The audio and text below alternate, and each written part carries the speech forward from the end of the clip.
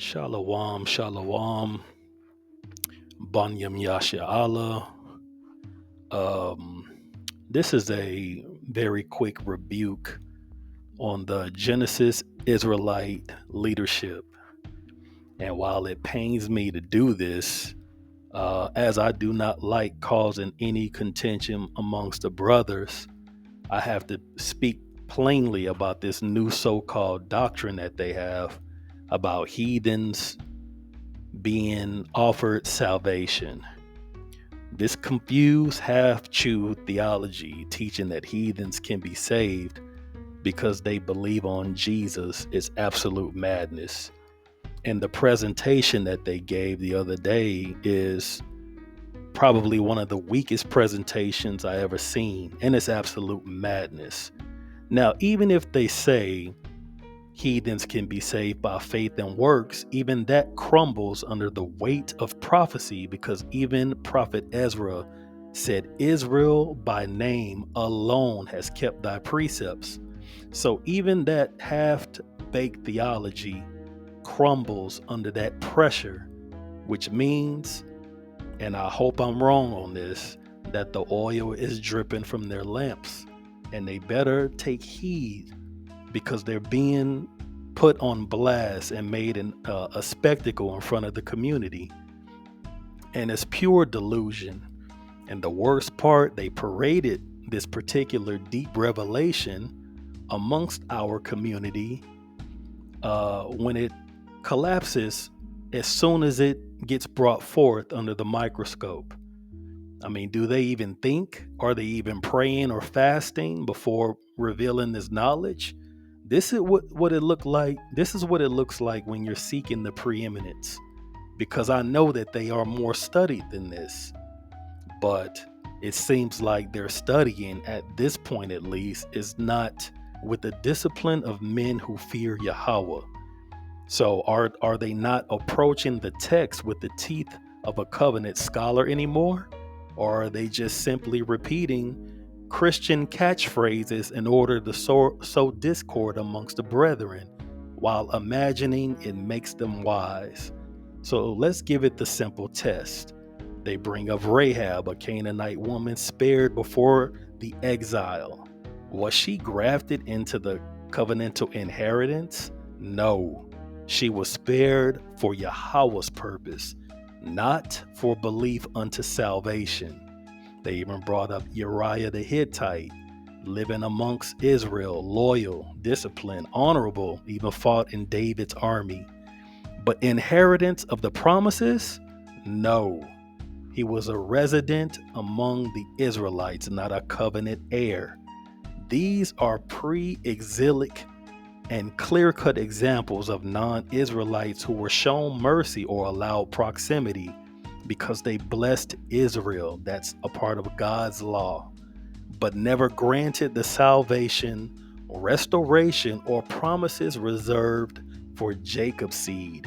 They were instruments, servants, strategic mercies, and not co-heirs. Yet these particular teachers want to take those exact examples that prove exclusion, and magically twist them into proof that a heathen on the other side of the earth can suddenly become an heir to Abraham just by mentally agreeing with a verse. My fellow Akim, this isn't doctrine, this is fantasy. This is idolatry of human imagination dressed up as religious language infringes, and the hypocrisy, it's shameful. So I've come to these brothers before, brotherly, of course, and I wasn't even prepared to dialogue at the time that I did, willing to reason through the scriptures as brothers, but was met oh so viciously to the point where I just dismissed them as brothers. Yes, I forgive them as I'm supposed to forgive 70 times 7, but do I trust them? No. Foolish, woe be the man that trusteth in man, right? So I don't trust them. But even in the midst of this particular presentation that they brought forth, calling for a civil dialogue amongst the brothers in the community, And yet within that same presentation, they called their brothers stupid BHI and start firing off rhetorical questions like, how stupid is it to say like Uriah the Hittite was our enemy? Who even teaches that? So why would any brother want to continue a dialogue with men who can't even receive their own people with basic respect? They don't speak as Yahawashi commanded. They don't honor the brethren. They don't show humility. They insult, belittle, and then demand to be heard as teachers of the covenant. This is why this particular doctrine is collapsing, because it seems now more than ever their spirit is off, and their once highly recognized scholarship is now off. Their whole premise is just off. You cannot love or honor your brethren as Yahawashi commanded. How can you suddenly pretend to extend salvation to nations who were never given the promises in the first place? So let us speak plain. Salvation is not a sentiment. It is not an abstract gift given universally. Luke chapter 1, 68 through 73 tells us what salvation is in the literal covenantal sense. Redemption of Yasha, fulfillment of the oath sworn unto Abraham, a rescue from the hands of enemies. Based on that definition alone, how can a heathen qualify? What enemies would the Most High be saving them from? Because we're their enemies. Would the Most High save them from us? I calculate not. This is the book of Luke, chapter 1, verse 68 through 73. Blessed be the Lord God of Israel, for he had visited and redeemed his people, and had raised up a horn of salvation for us in the house of his servant David, as he spake by the mouth of his holy prophets, which have been since the world began, that we should be saved from our enemies and from the hand of all that hate us, to perform the mercy promised to our fathers, to remember his holy covenant, the oath which he sware unto our father Abraham. So you would have to go into God's law and show where he swore to our father Abraham that not only will his seed be delivered, but the heathen gets delivered with them. They get delivered with the enemies who hate them. This is not spiritualized. This is not metaphor. And Exodus 14:13 confirms it.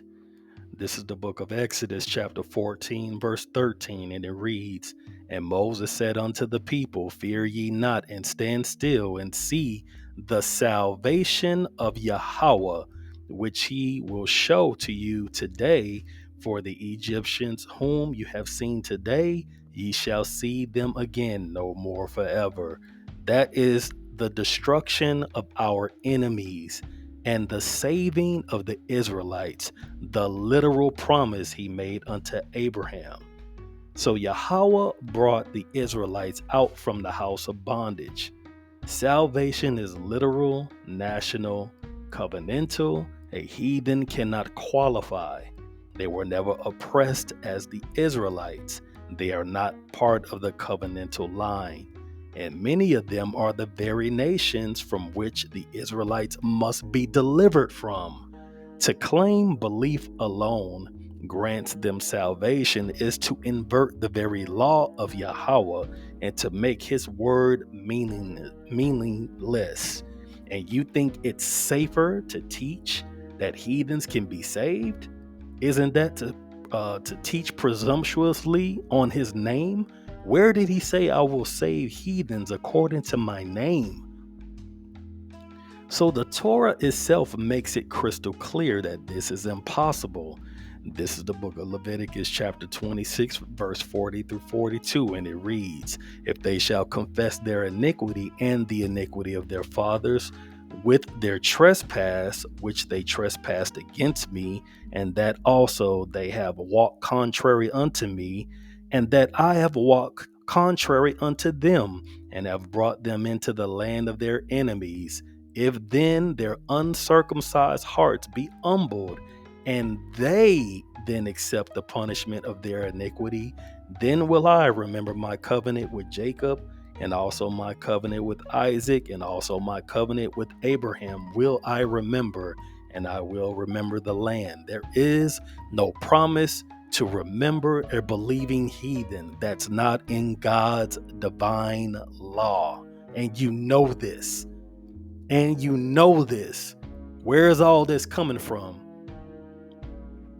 This is the book of Deuteronomy, chapter 30, verse 1 through 7, and it reads, "And it shall come to pass when all these things are come upon thee, the blessing and the curse which I have set before thee, and thou shalt call them to mind among the nations, whither the Lord thy God had driven thee, and shall return unto the Lord thy God, and shall obey his voice according to all that I command thee this day, thou and thy children, with all thine heart and all thine soul, that then the Lord thy God will turn thy captivity and have compassion upon thee, and will return and gather thee from all the nations, whither the Lord thy God has scattered thee.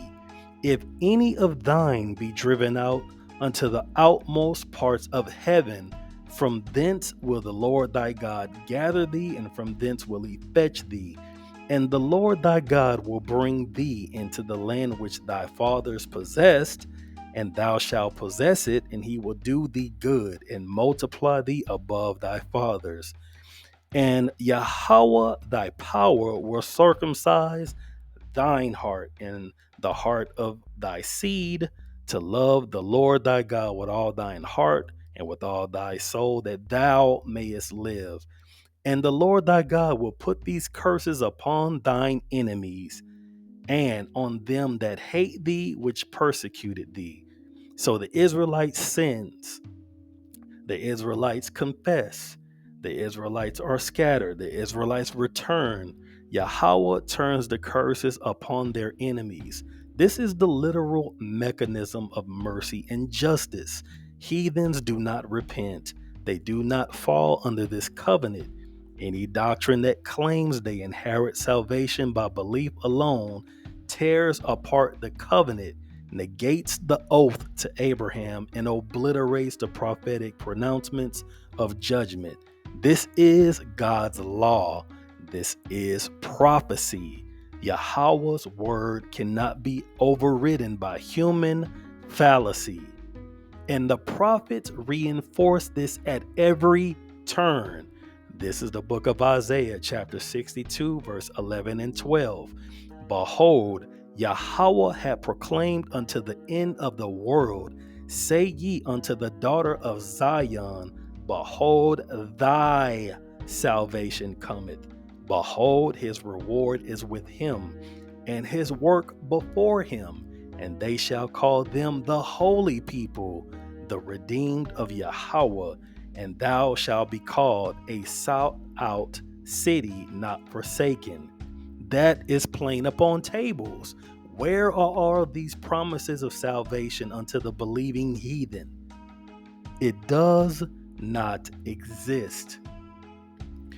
This is the book of Jeremiah, chapter 3, verse 23, and it says, "Truly in vain is salvation hoped for from the hills and from the multitude of mountains. Truly in Yahawah our God is salvation of Israel."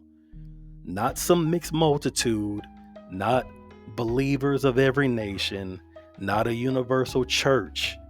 Them, the Israelites, the nations remain separate, their role largely as adversaries, their judgment predetermined. Their mercy is conditional on whatever Yahawah chooses, functional, never co-heirs.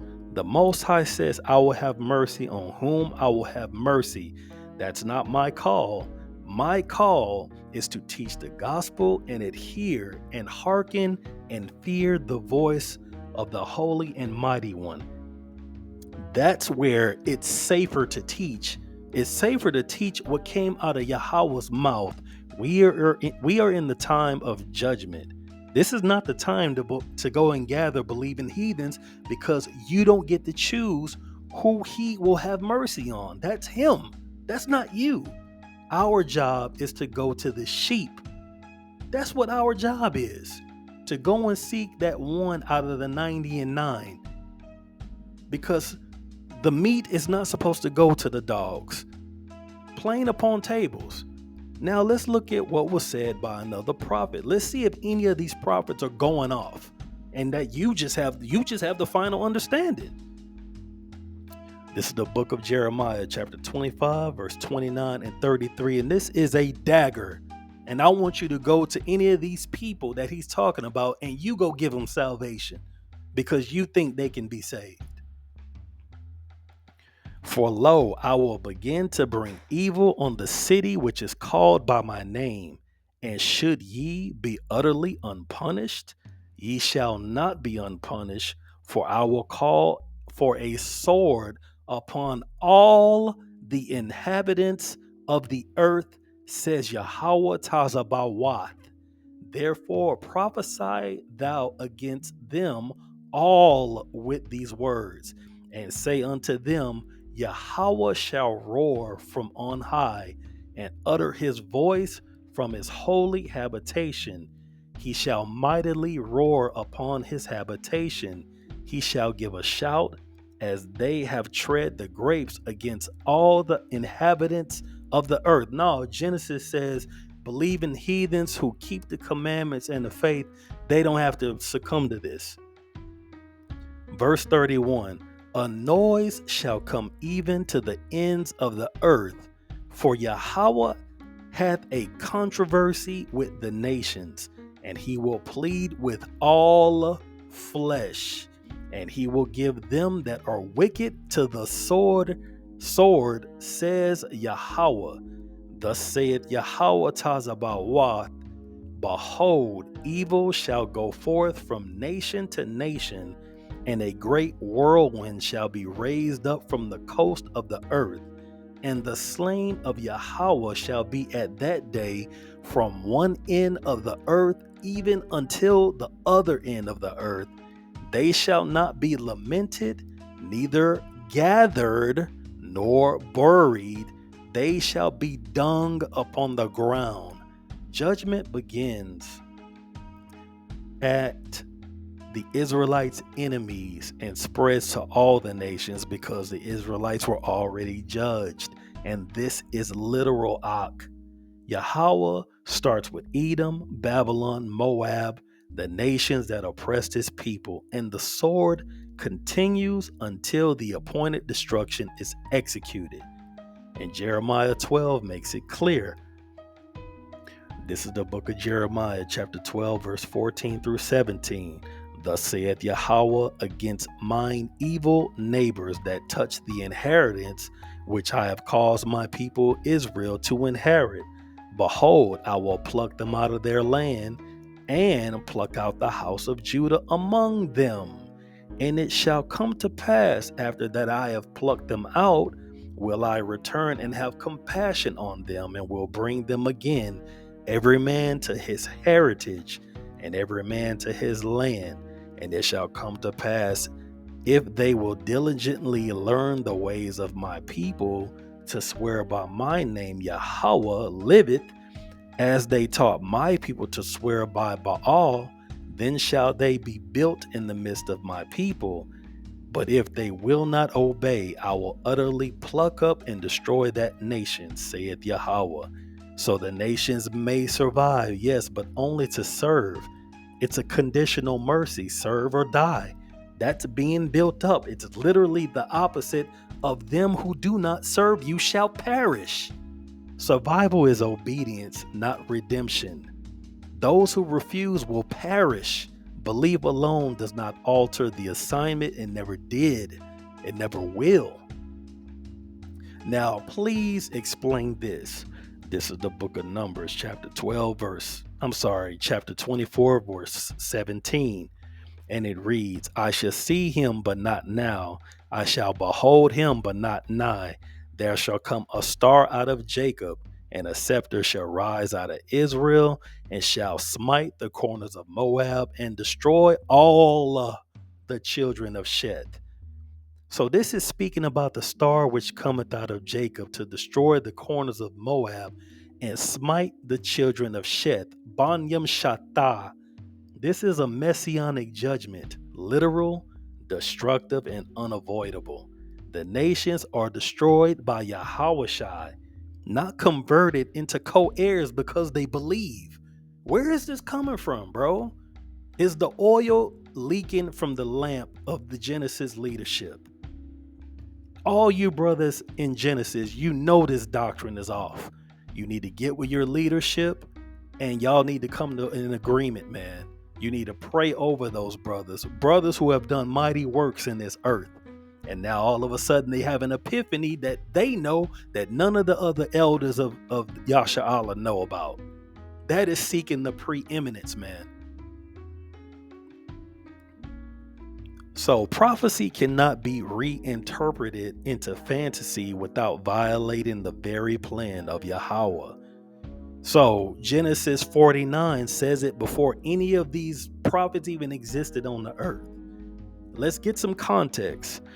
This is the book of Genesis, chapter 49, verse 1. And Jacob called unto his sons, the 12, and said, Gather yourselves together that I may tell you which shall befall you in the last days. Who? The 12. Who? The Israelites. Let's drop down to verse 10. The scepter shall not depart from Judah, nor a lawgiver from between his feet until Shiloh come. And unto him shall the gathering of the people be. What people? The 12 tribes whom Jacob was talking about in the first verse. This is the end from the beginning. Shiloh gathers the Israelites, not the nations. This is the book of Psalm, chapter 110, verse 5 and 6. The Lord at thy right hand shall strike through kings in the day of his wrath. He shall judge among the heathen. He shall fill the places with dead bodies. He shall wound the heads over many countries. And yet, these men think it's safer to teach heathen salvation. How the mighty keeps falling before the sight of the whole community. This tells us the nations that refuse the Son are crushed, filled with dead bodies over many lands. And yet, this doctrine somehow says a heathen today, distant and uninvolved, somehow steps over centuries of an appointed destruction with a mere belief. It is absurd. Even the historical precedent cannot be ignored. First century Israelite believers who walked with Yahawashi, kept Torah, witnessed miracles, they still suffered scattering, exile, and captivity. But all of a sudden, a heathen just has to believe, honor his mother and father, and all of a sudden he gets to waltz right into the kingdom and serve the Israelites and escape any judgment. That is ludicrous. That is bonkers. The Israelites were not spared from oppression. How could a heathen with no covenantal line, no bondage, no historical connection, magically bypass what the Israelites could not? There is no logic. There is no law. There is no prophecy that allows it.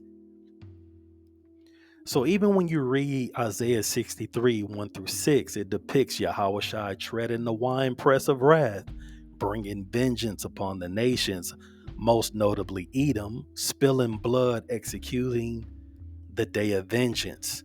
Verse 7 through 14 recount the Israelite salvation, their deliverance, their wilderness guidance. Heathens are absent. Now let's drop down to verse 17.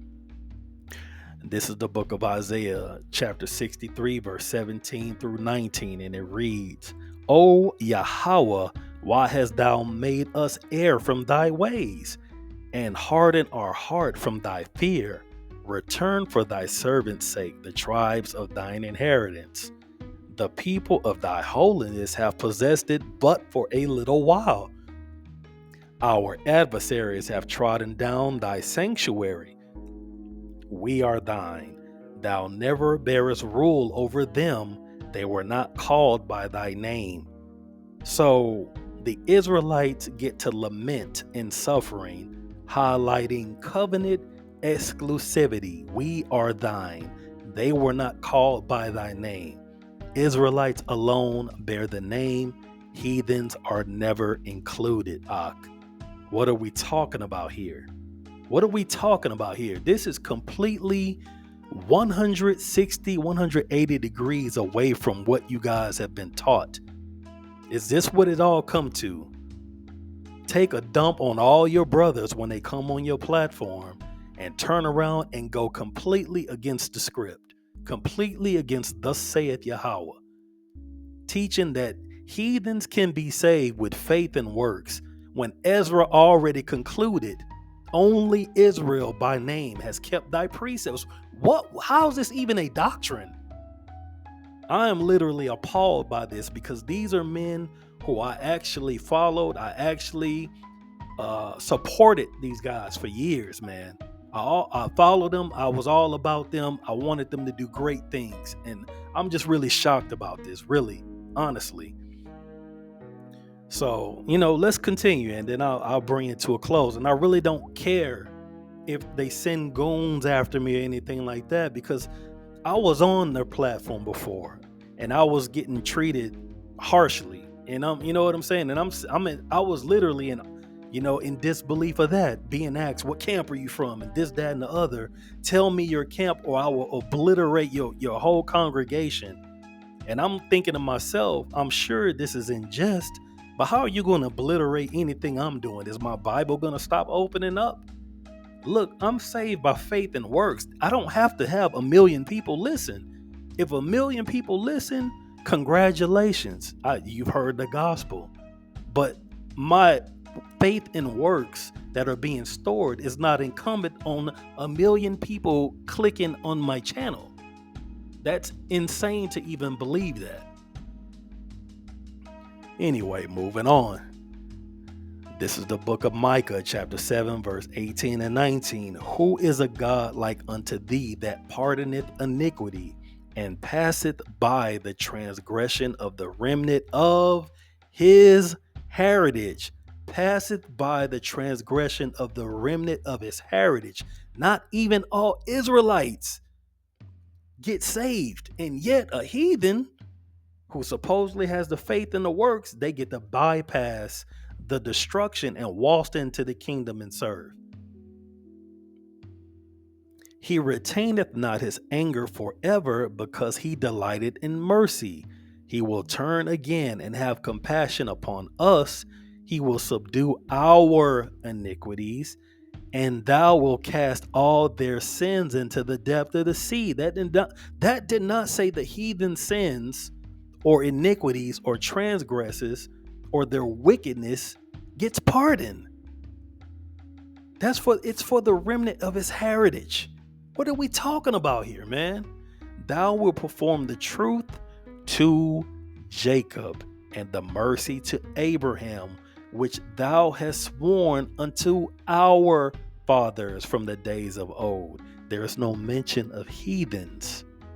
Micah reminds us that only the Israelites' sins are cast into the sea. The nations are not forgiven. They're judged. Sometimes surviving for servitude, sometimes perishing eternally, entirely. Jeremiah 12 confirms this. Survival is conditional. Upon Yahawah, I will have mercy on whom I will have mercy. That means I can't choose who has the mercy, just like I can't choose who gets saved, not even myself. So why would I teach a heathen salvation when I'm trying to stack up enough work so I can make it out of it? That is insane. That is insane to teach that and to call us stupid BHI. The wall is being risen to see you guys. You are being seen amongst all of us, and only you think you're wise in your own eyes. No one else believes that except your own followers who are seeking entertainment. you entertain. I can't remember one time you actually taught the gospel. All you do is debate and talk down on your own brethren. It's completely against what Yahawashi taught. It's crazy. So service is mandatory. Serve or die. Mercy is not universal. It's functional. Numbers 24 and Genesis 39 reinforce the pattern. Yahawashi destroys the enemies, gathers Israel, executes judgment. Psalm 110 confirms the nations that reject the Son are destroyed, not saved. Till this day, they've been uplifting the image of something corruptible as Yahawashi. So how are they not rejecting the Son when they can't even depict him in the image of how he actually walked the earth? They made him an image like them. And all the nations do it. And if they're not doing that, they're worshiping an idol. So how are heathens being saved? I'm trying to understand where this is coming from. So this doctrine, Akim, that teaches heathens can be saved by belief alone, it's not just false, it's ludicrous. And on top of that, heathens that have faith and works, we already know that the prophet said they don't do that. So what are we talking about? Why are you actually going to go and seek out heathens to see if they're keeping commandments in the faith? Are you going to go and sift out every last one of them and avoid sifting Jacob? So it inverts the covenant, it negates the law, disregards prophecy, and dismisses the historical reality of the Israelite suffering. It's fantasy and it's masquerading as superior theology that none of the Israelite leadership that have preceded these guys for over decades is masquerading like it's theology over the elders of Yahshua, seeking the preeminence. The mercy of Yahawah extends only as a functional survival for service, never as co-heirs of salvation. The promise is exclusive. The oath is inviolate. The judgment of the nations is inescapable. The gathering of Yahshua is literal. And the execution of Yahawah's and Yahawashi's mission is undeniable. To claim otherwise is to dissolve the covenant, ignore the law, and contradict the prophets themselves. And Akim, that is just the truth. This is the foundation, this is the framework, and this is the world in which we operate. The Israelite salvation is literal, covenantal, historical, and prophetic. The nations are judged, some survive to serve, and some perish. And even those that survive, it's not salvation because they're not being delivered from the hands of their enemies. That alone refutes this ideology. Whatever it is that they're getting, if they stay alive, it's not salvation. And belief alone does not change their assignment. Yahawah's word stands. Yahawashi executes. And Yahshua is gathered. The nations tremble. They get to witness it. And no doctrine of faith salvation for heathens can undo that. So Akim, you can even listen to what Paul says because that was a part of their presentation and hear the weight of it. Romans chapter 9 lays it all bare, and we're talking about a group of people who know these scriptures. They know these scriptures. What are we talking about? This is the book of Romans chapter 9 verse 4 through 5, and it reads, "Who are Israelites to whom pertaineth the adoption and the glory and the covenants and the giving of the law and the service of God and the promises, whose are the fathers, and of whom as concerning the flesh Christ came, who was over all, God bless forever. Amen." All the adoption, the glory, the covenants, the promises, the services of Yahawah, the fathers, and Yahawashi himself, all of it belongs to Yahshua exclusively. Exclusively. That is the promises, the oath sworn unto Abraham, The Most High did not promise Abraham that the 12 tribes would be redeemed with their enemies. That is insane. How is it safer to teach heathen salvation than to teach the oath sworn unto Abraham? No Gentile, no heathen, no believer from the nations can claim this inheritance. And Acts chapter 26 further confirms it. This is the book of Acts chapter 26 verse 6 and 7, and it reads, "And now I stand and am judged for the hope of the promise made of God unto our fathers, unto which promise our 12 tribes, instantly serving God day and night, hope to come, for which hope's sake, King Agrippa, I am accused of the Jews." So the 12 tribes are waiting for this promise, serving Yahawah day and night, earnestly and faithfully. They suffered, they were scattered, they endured persecution, they endured captivity, slavery, whips, yet their hope never wavered because the promise was literal, covenantal, and unshakable. Now tell me, Akim, if a heathen today without covenant, without lineage, without oppression at the hands of their enemies, suddenly becomes a beneficiary of these promises, just because of belief alone, what does that say about Apostle Paul? If a heathen that does not have the lineage, the oppression at the hands of their enemies, the slavery, the captivity, the scattering, if they get in simply because they believe Yahawashi walked and did miracles, what did that say about Paul? What does that say about the covenants? What does it say about the promises? It would mean that the 12 tribes of Israel, scattered in exile, were hoping for nothing. The scripture would be meaningless. The oath to Abraham would be null. Yahawah's law would be broken, and that cannot be. The word of Yahawah is airtight. It cannot be undone by human imagination, by modern doctrine, or by a camp's leadership seeking the preeminence. The Israelites alone carry the inheritance, the promises, and the hope. The nations remain outside. Their judgment is set, thus saith Yahawah. Their survival, if granted, is functional, conditional, and for service. Salvation is not universal.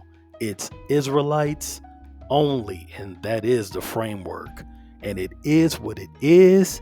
Take it up with Yahawah Tazabawath. And with that, I hope you are edified, and shalom.